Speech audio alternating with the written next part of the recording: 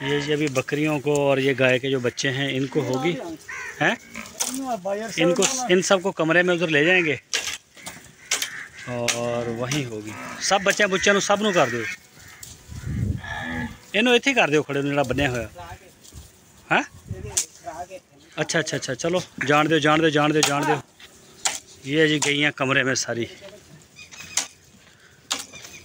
इन्होंने भी अंदर जाने दो, अंदर जाने दो, अंदर अंदर अंदर। हाँ शफीक इतने खड़ो जा दरवाजे च, सही है भाई। अच्छा रवे कोई ना, हुण रवे कोई ना, उत्ते थले सब दे मारियो। ओ बाहर आ जाना सी यार, बाहर आ जाना सी शफीक। ये जी होगी सबकी, ये जी माशाल्लाह सब। इनमें गाय के बच्चे वो आए नहीं, बच्चे किधर गए गाइयाँ दे हैं, उन्होंने ले बाहर। ये जी सब हो गई। ये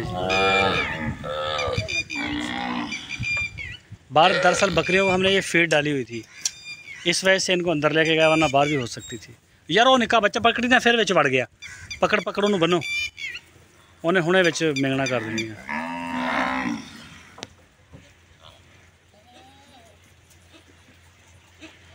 थले बैठ के कर दो बेशक, अगों मड़ा पर हटियो।